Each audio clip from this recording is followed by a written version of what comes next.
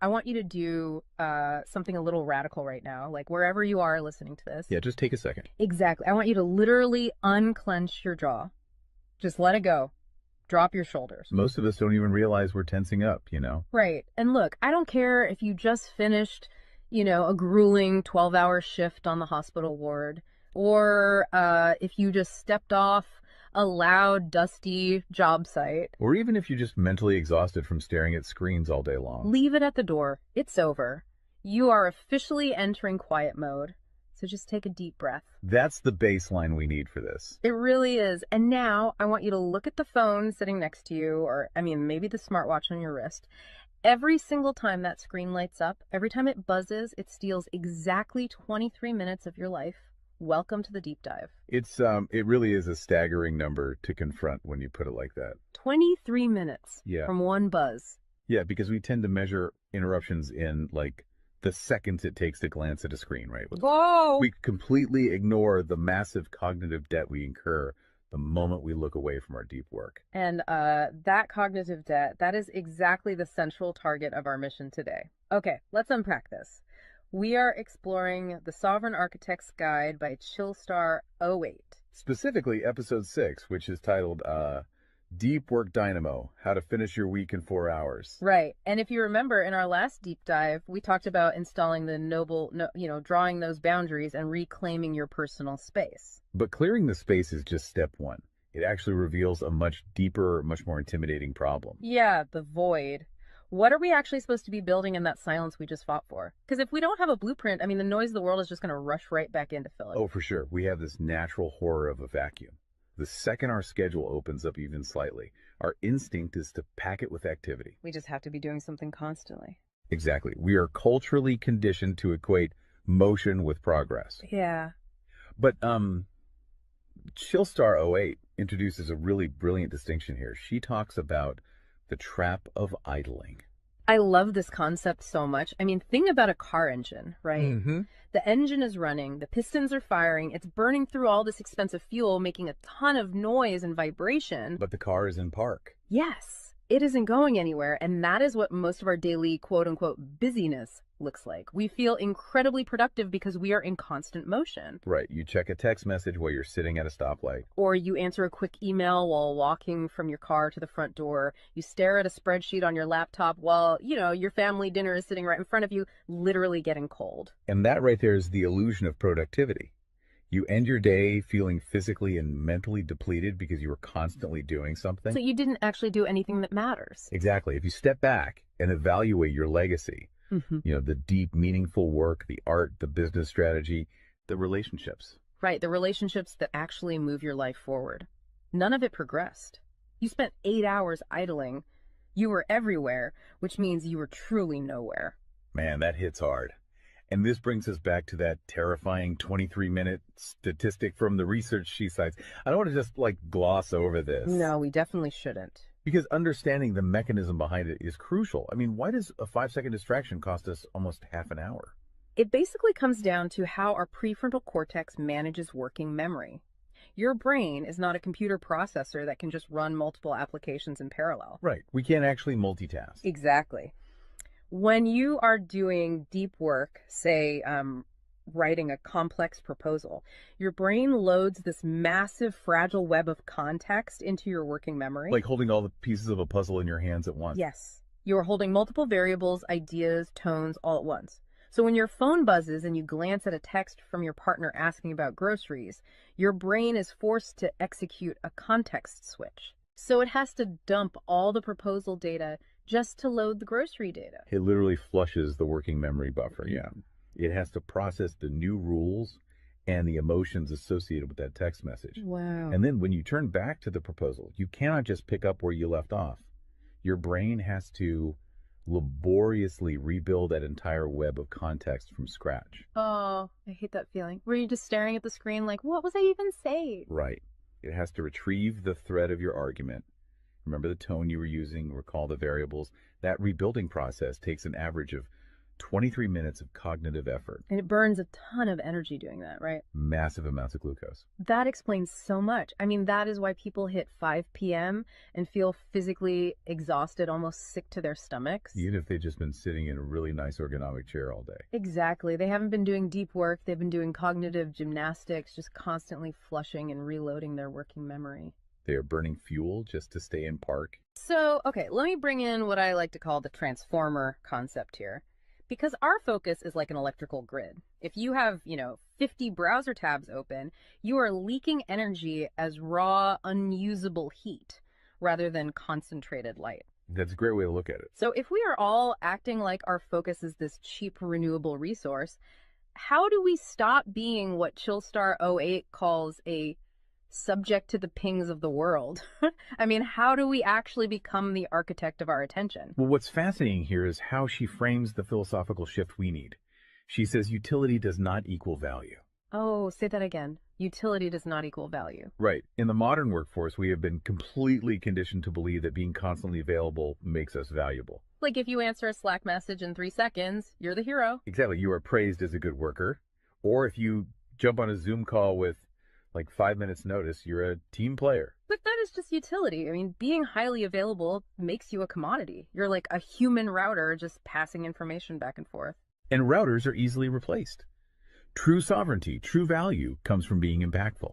You simply cannot make a deep, lasting impact if your attention is constantly fractured by the agendas of other people. Yeah, when you operate like that human router, you are spending your finite, precious Mondays executing someone else's script. You're a subject to the pings of the world. Okay, so we know the biology of why this destroys our focus, and we understand the philosophical trap of, trying to be too available, but how do we actually fix the mechanics of our workday? We have to build the deep work dynamo. Right. So think of your attention like water pressure. If you poke 50 tiny holes in a garden hose, open browser tabs, email notifications, group chats. The water just trickles at the end. Exactly. You cannot wash a car with a trickle. You're just making the driveway wet. That's true. So the Dynamo Audit she lays out, it's about putting a high pressure nozzle on that hose. It narrows the opening to create a stream powerful enough to actually blast through the dirt. And the first step in that audit is auditing the physical environment itself. She calls it analyzing your signal to noise ratio. Okay, so visualize your workspace right now. She asks you to determine if it is a sanctuary or a transit hub. Let's be honest. Most of us are operating in transit hubs. A transit hub is a place of constant arrival and departure. People walking by, announcements over the loudspeaker, just a blur of motion. Yeah, and you can't build a legacy in a train station. But we need to push past the basic phones are distracting advice, right? Because our listeners already know that. Oh, absolutely. Chillstar '08's rule is much more brutal than that. She says if the phone is even sitting on your desk, even face down, it is acting as a parasite on your cognitive grid. A parasite, just by being in the room. The research supports this entirely, by the way. The mere presence of a smartphone in your visual field, even if it is completely powered off, measurably reduces your cognitive capacity. Because your brain is having to actively expend energy to ignore it, right? Exactly. It is running a background process that just keeps saying, don't check the phone, don't check the phone. That is energy being actively stolen from your primary task. So sovereignty literally begins the moment you physically remove the device from the room, put it in a drawer down the hall. Close the door.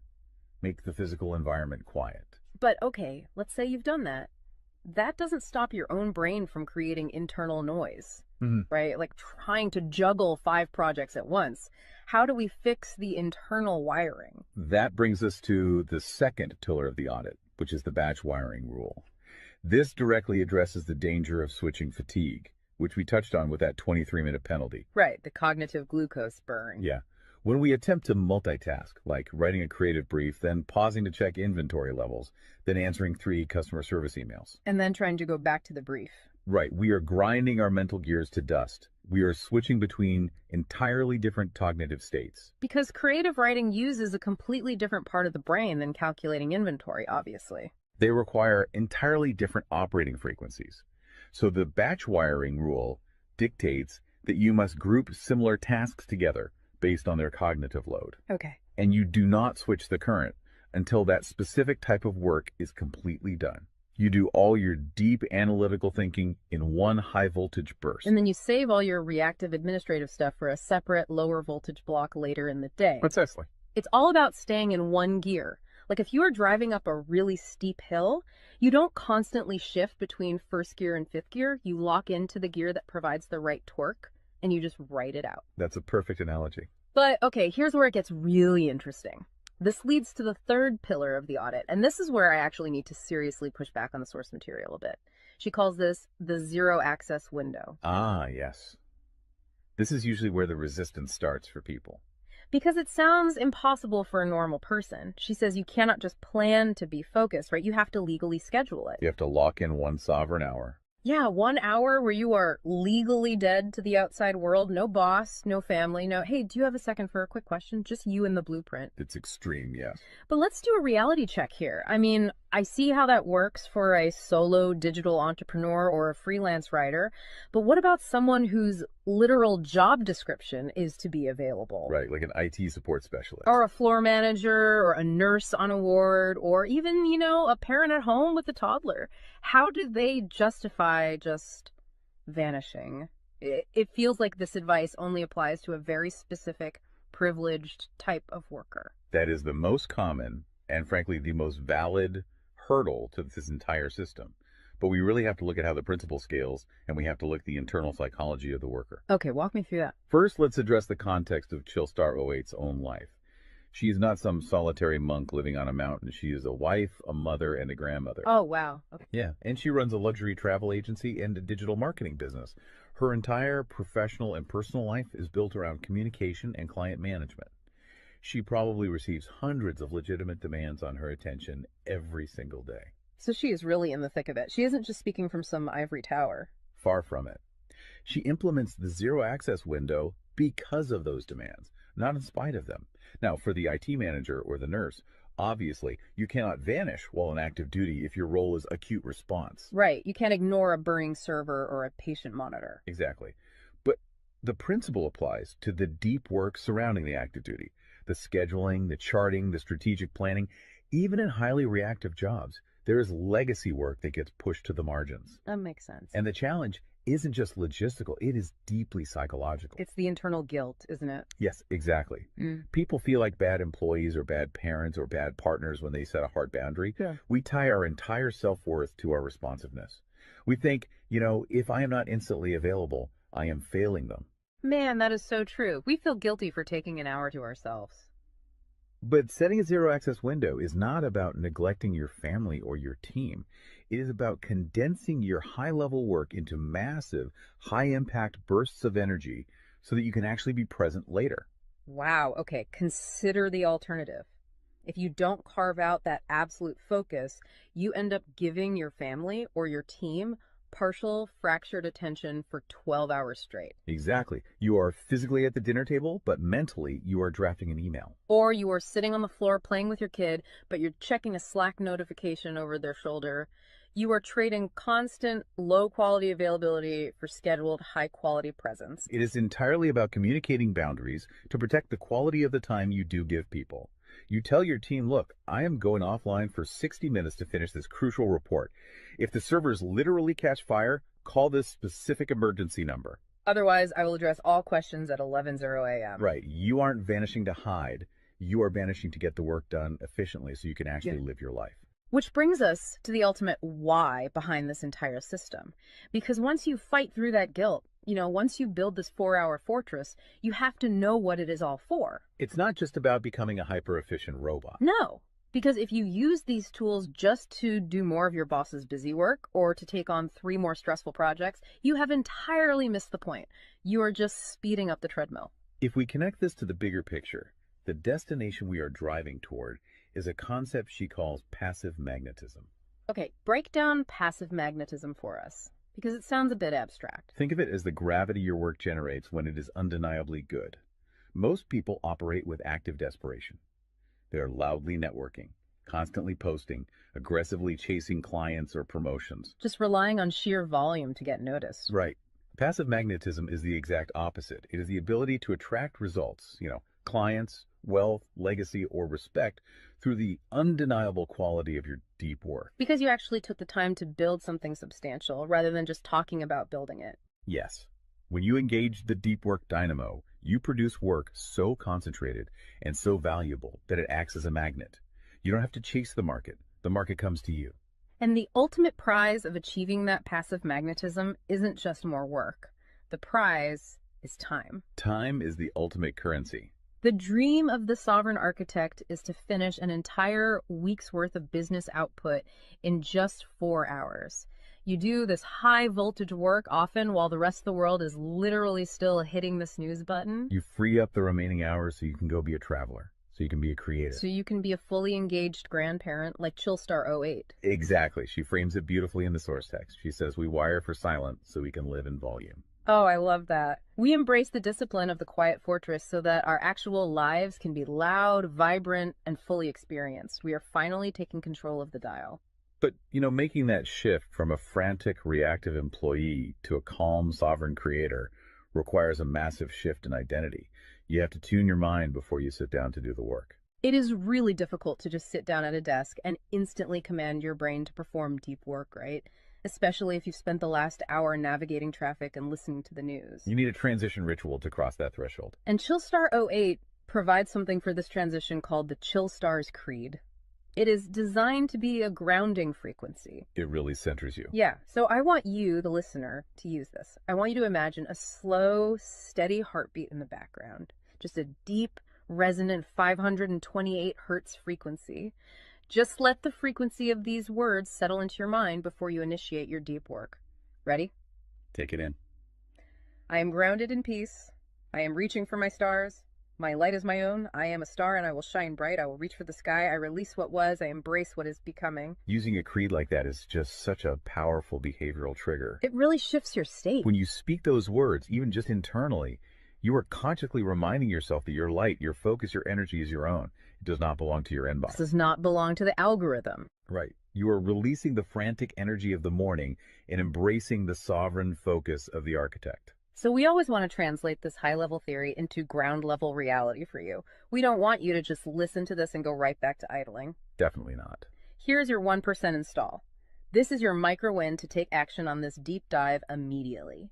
Tomorrow morning, before the world starts demanding your attention, before you check a single news site or open your email, I want you to set a timer for exactly 60 minutes. Put your phone in another room entirely. Yes, physical distance. Do not open any extra browser tabs. Pick one legacy task, just one, and flip the switch on your very first sovereign hour. And be prepared for it to feel incredibly uncomfortable at first. Your brain will crave the dopamine hit of a notification. Oh, you will feel an almost physical itch to check your messages. But if you can sit in that silence, if you can endure that initial friction, you will watch the dynamo start to spin. You will enter that flow state, and the old blueprints of hustling and grinding will be completely burned away. And look, if you want the actual templates to automate this piece, the specific tools and step-by-step guides to build the system out completely and protect your location-independent freedom, you can join the Sovereign Fortress on the Chillstar 08 school community. All the blueprints are there waiting for you. They really are. As we wrap up this deep dive, I want to leave you with one final thought to explore on your own. We have spent this entire session talking about the mechanics of work. We've talked about condensing your week's output into just 4 hours of pure, undistracted focus. But if you actually achieve that, you're going to be faced with a beautiful, kind of terrifying question. What's that? Who are you going to become in the remaining 164 hours of your week? What if your true legacy has absolutely nothing to do with what you produce while you are busy, but entirely to do with who you are when you are finally completely silent? Wow. Unclench that jaw. Drop those shoulders. Step into the quiet. Go be great and flip the switch. We'll see you on the next deep dive.